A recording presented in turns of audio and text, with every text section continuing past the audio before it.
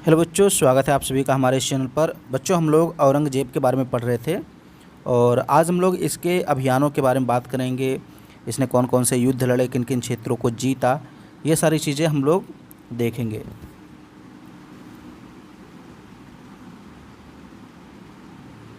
सबसे पहले बात करते हैं असम और पूर्वी भारत के अभियानों के बारे में, जिसको अहोम संघर्ष भी कहते हैं। अहोम जो है ये असम का ही एक नाम है। तो औरंगज़ेब का प्रथम अभियान था असम यानी कामरूप। कामरूप भी असम को ही बोलते हैं और अहोम भी असम को ही बोलते हैं। तो अहोम के जो शासक थे, कामरूप के जो शासक थे, उन पर पहला आक्रमण किया औरंगज़ेब ने 1660 ईस्वी में। मीर जुमला, जिसका वास्तविक नाम मोहम्मद सईद था, इसको बंगाल का गवर्नर बनाकर भेजा गया था। 13 मार्च 1662 को मीर जुमला ने अहोम की राजधानी गढ़गांव पर नियंत्रण कर लिया, यानी वहाँ पे आक्रमण करके नियंत्रित कर लिया, उसको अपने नियंत्रण में ले लिया। तो याद रखिएगा, औरंगज़ेब ने असम यानी अहोम अभियान में किसको भेजा था? मीर जुमला को भेजा था। ये कौन था? ये बंगाल का गवर्नर था, क्योंकि बंगाल असम साइड में ही पड़ता है, तो उधर ही इसको भेज दिया।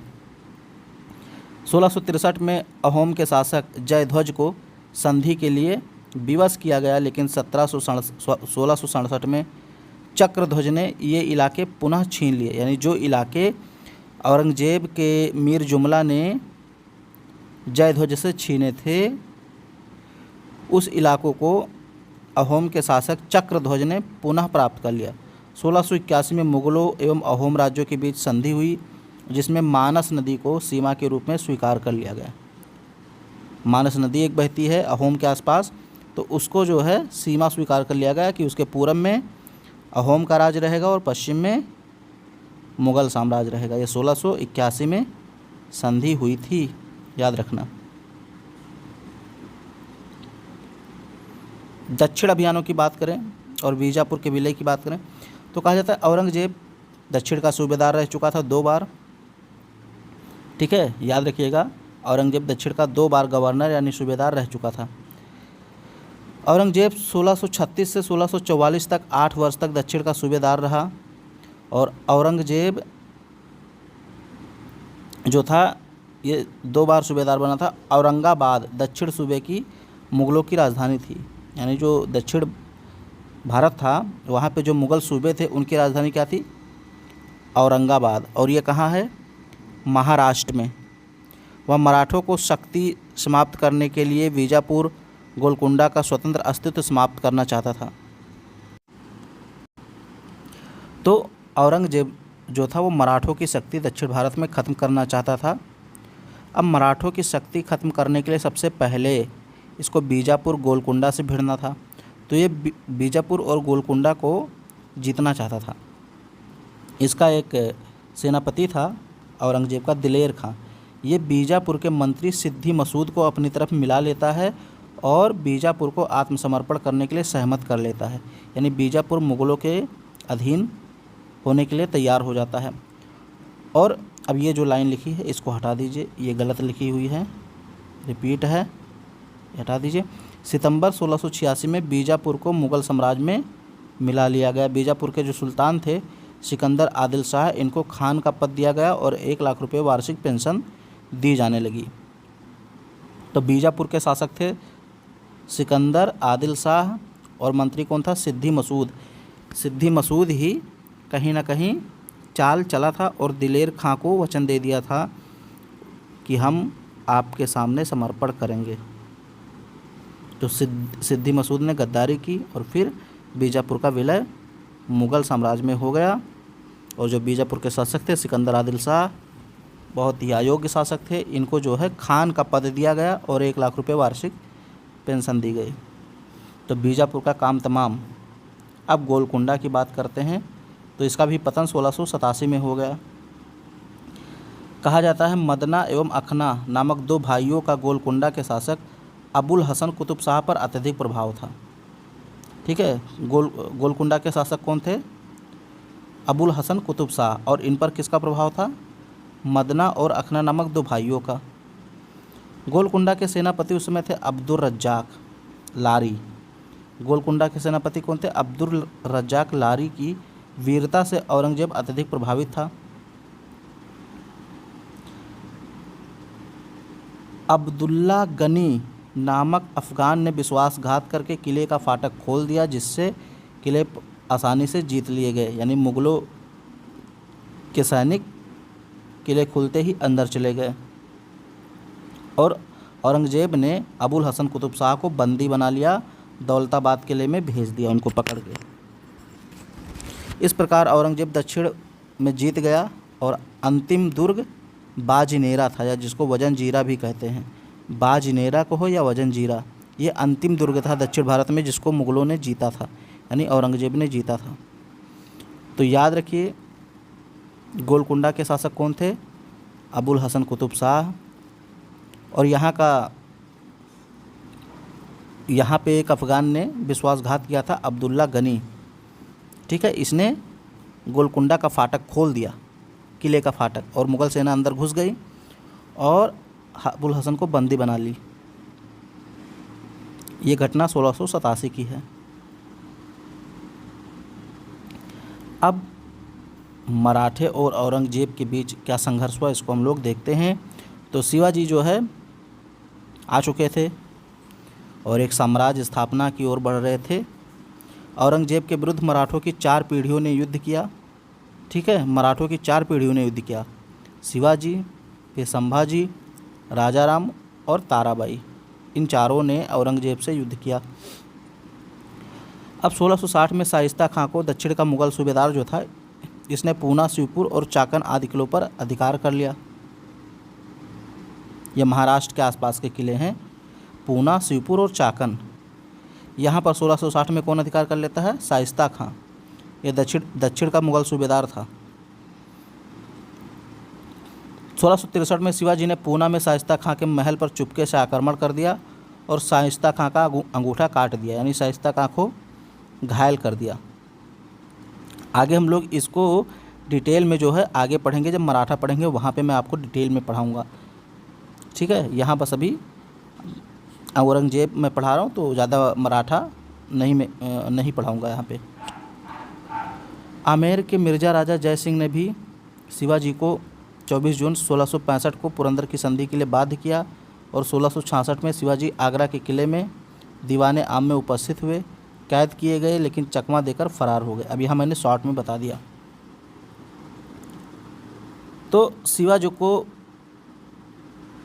विवश करने के लिए, उनको अपने अधीन करने के लिए औरंगजेब ने कई लोगों को भेजा। सबसे पहले ये भेजा था किसको? शाइस्ता खां को भेजा। अब शाइस्ता खां को भेजा तो इनको घायल कर दिया शिवाजी ने 1663 में। फिर बीजापुर की तरफ से एक और आदमी थे, अफजल खां को भी भेजा गया था। अफजल खां को शिवाजी ने मार डाला था, चीर फाड़ डाला था। फिर जब कोई काम नहीं आया तो औरंगजेब ने जय सिंह को भेजा, ये भी एक राजपूत थे। तो जय सिंह को भेजा तो जय सिंह जाते हैं और शिवाजी को घेर लेते हैं। शिवाजी घिर जाते हैं। फिर शिवाजी को मजबूरन में पुरंदर की संधि करनी पड़ती है 24 जून 1665 को।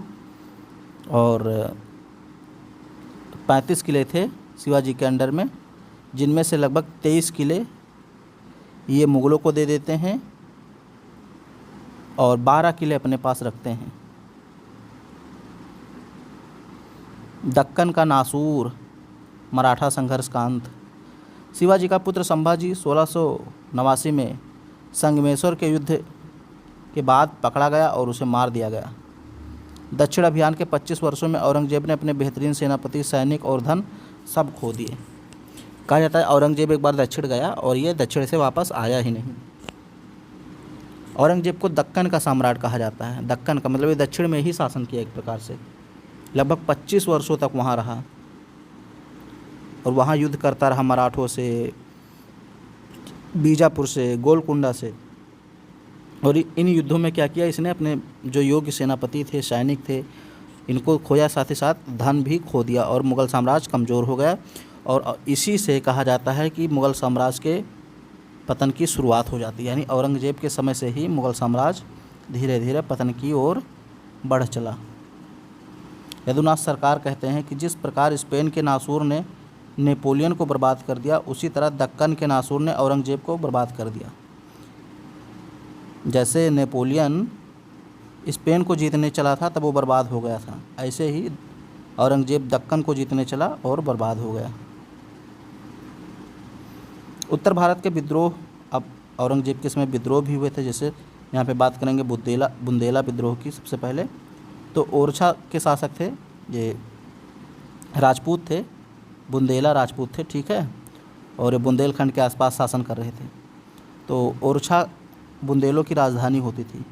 ओरछा क्या थी? बुंदेलों की राजधानी। यहाँ के शासक थे चंपत राय। 1661 में विद्रोह कर दिया इन्होंने, हालांकि ये पराजित हो जाते हैं और आत्महत्या कर लेते हैं।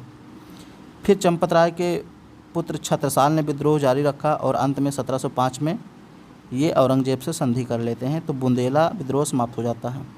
जाट विद्रोह की बात करें तो 1669 में तिलपत के जाट जमींदार गोकुल के, या इन्हीं को गोकुला कहा जाता है, इनके नेतृत्व में पहला विद्रोह हुआ था 1669 में। पहला विद्रोह कब हुआ? 1669 में तिलपत के जाट जमींदार गोकुला के नेतृत्व में। 1685 में राजा राम ने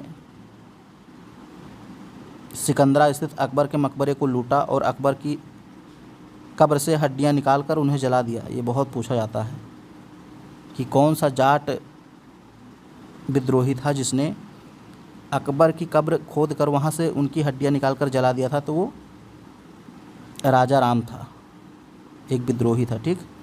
और राजा राम की मृत्यु के बाद उसके भतीजे चूड़ामन ने विद्रोह जारी रखा और भरतपुर को स्वतंत्र कर जाट राज्य की स्थापना की। तो जाट राज्य की स्थापना किसने की थी? चूड़ामन ने। अफ़गान विद्रोह की बात करते हैं तो 1667 में यूसुफ जाई सरदार भागू ने विद्रोह किया और रोशनाई नामक धार्मिक आंदोलन ने इसको पृष्ठभूमि प्रदान की, यानी इसको समर्थन दिया। 1672 में अफरीदी सरदार अकमल खान ने अपने नाम का खुतबा पढ़वाया और सिक्का चलवाया। सतनामी विद्रोह की बात करते हैं, इसी को मुंडिया विद्रोह कहते हैं। 1672 ईस्वी में नरनौल यानी हरियाणा में सतनामी किसानों व मुगलों के बीच युद्ध हुआ। सतनामी वैरागियों का एक धार्मिक पंथ था जो मुंडन कराने के कारण मुंडिया भी कहलाते थे, यानी ये लोग अपना मुंडन किए रहते थे तो इनको मुंडिया भी कहा गया, सतनामियों को। और ये सतनामी किसान होते थे, मुगलों से परेशान थे तो मुगलों से इनका युद्ध हुआ। मोहम्मद साकी के अनुसार युद्ध में सतनामियों ने महाभारत की महान लड़ाई सादृश्य प्रस्तुत किया। अब बात करते हैं शहजादा अकबर का विद्रोह। शहजादा अकबर जो था 1681 में अपने को बादशाह घोषित करता है और संभाजी की शरण में चला जाता है। संभाजी की शरण में चला जाता है। औरंगजेब ने अपनी पुत्री जेबुन्निसा को निर्वासित किया क्योंकि वह अकबर के साथ पत्र व्यवहार करती थी, ठीक है। तो ये औरंगजेब की जो पुत्री थी जेबुन्निसा, ये औरंगजेब के जो भगोड़ा बेटा था अकबर, इससे पत्र व्यवहार करती थी, यानी अपने भाई को पत्र लिखती थी, खबरें देती थी। तो इससे औरंगजेब गुस्सा हो जाता है और जेबुन्निसा को निर्वासित कर देता है। फिर सिख विद्रोह की बात करें तो यह औरंगजेब के काल में एकमात्र सिख विद्रोह था जो धार्मिक कारणों से हुआ था। 1675 ईस्वी में सिख गुरु, 90 सिख गुरु थे तेग बहादुर, इनको औरंगजेब ने मृत्यु दंड दिया और वहाँ गुरुद्वारा शीशगंज बना हुआ है। तो ये याद रखिए कि जो सिखों के 90 गुरु थे तेग बहादुर, इसको औरंगजेब ने मृत्यु दंड दिया था 1675 में। और सिखों के जो 5वें गुरु थे अर्जुन देव, उनको जहांगीर ने मृत्यु दंड दिया था, मैंने आपको बताया था। गुरु गोबिंद सिंह ये सिखों के 10वें गुरु थे और 1699 में खालसा की स्थापना करते हैं और सिखों को सैनिक संप्रदाय में परिवर्तित कर देते हैं, यानी एक सेना का निर्माण करते हैं। 1704 ईस्वी में गुरु गोबिंद सिंह ने औरंगजेब को जफरनामा यानी फ़ारसी में एक पत्र लिख के भेजा।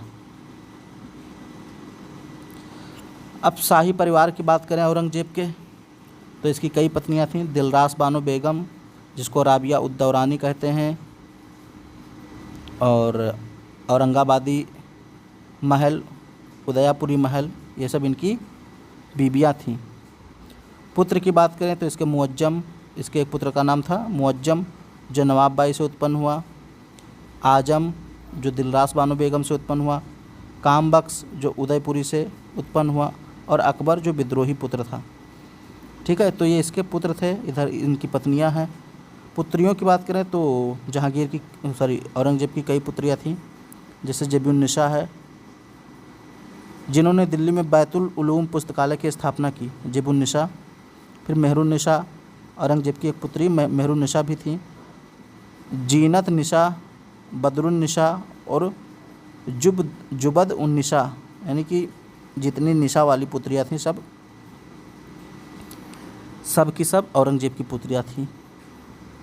व्यक्तिगत गुण और प्रशासन की बात करें तो औरंगज़ेब फ़ारसी लिपि, नस्तालीक एवं शिकस्त लिखने में निपुण था। ये 2 लिपियां हैं, फ़ारसी लिपि हैं, नस्तालीक और शिकस्त। तो इन लिपियों में ये लिख सकता था। एकमात्र मुग़ल बादशाह था जिसका 2 बार राज्याभिषेक हुआ। कट्टर धार्मिक मुसलमान होते हुए भी 5 वक्त की नमाज एक साथ अदा करता था।